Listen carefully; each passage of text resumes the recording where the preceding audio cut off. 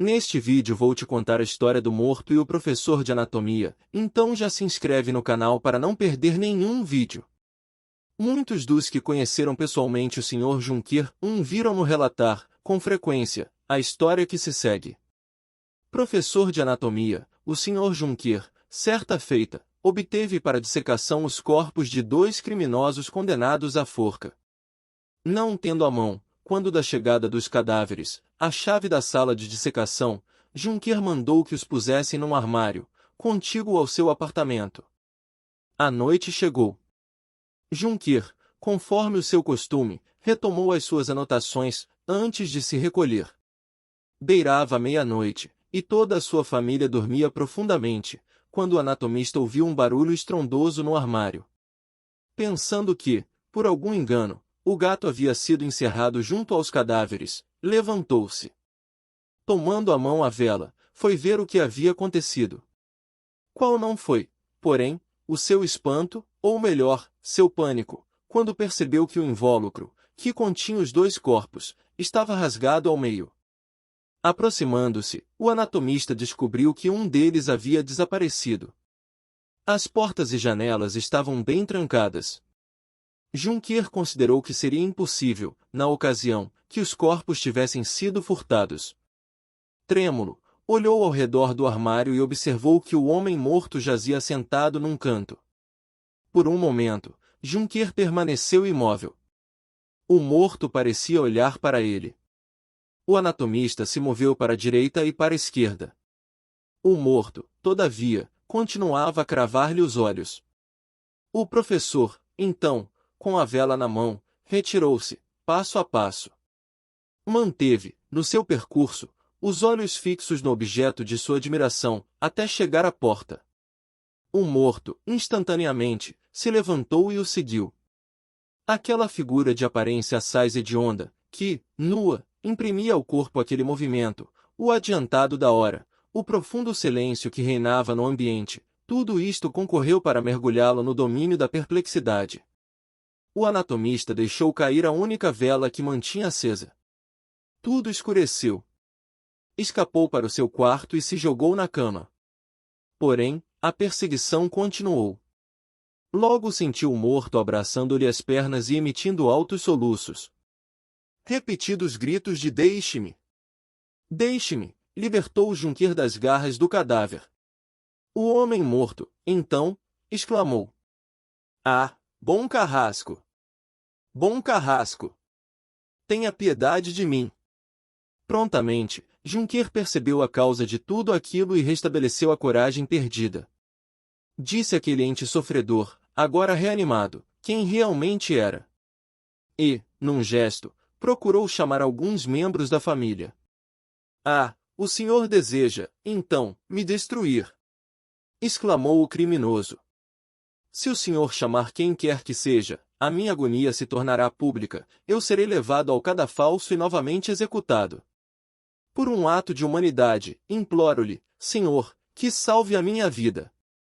O médico acendeu uma luz, vestiu em seu hóspede uma velha camisola e, tendo-lhe servido um licor, pediu-lhe que lhe dissesse o que o levará à forca. Teria sido verdadeiramente singular, observou Junker, depois, ver-me, em plena madrugada, envolvido num tete-a-tete com um morto em camisola. O infeliz informou a Junker que se alistara como soldado. Não tendo, todavia, grande apego à profissão, decidirá desertar. Disse-lhe que, infelizmente, havia confiado seu segredo a uma espécie de delator, um sujeito sem princípios. Este, de sua feita, o recomendou a uma mulher, em cuja casa ele deveria permanecer escondido. A mulher, contudo, revelou o seu esconderijo para os policiais. Extremamente perplexo, Junker ficou a meditar em como poderia salvar o pobre homem. Era-lhe impossível conservá-lo em sua própria casa e manter o caso em segredo. De sua feita, expulsá-lo de casa era expô-lo a uma provável perdição. Resolveu, pois, levá-lo para fora da cidade, a fim de que o infeliz pudesse abrigar-se ao pálio de uma jurisdição estrangeira. Todavia, era necessário atravessar os portões da cidade, então rigorosamente vigiados. Para lograr tal intento, vestiu o homem com algumas de suas roupas usadas, cobriu-o com uma capa e, bem cedo, partiu para o campo, com seu protegido escondido na carroça. Ao chegar aos portões da cidade, onde o médico era muito conhecido, disse, como se impelido pela pressa, que fora chamado a acudir a um enfermo moribundo, nas cercanias. Autorizaram, então, o médico a passar. Tendo ambos chegado ao campo aberto, o desertor lançou-se aos pés de seu libertador, a quem jurou eterna gratidão. Depois de receber alguma ajuda em dinheiro, partiu, prometendo orações ao seu benfeitor.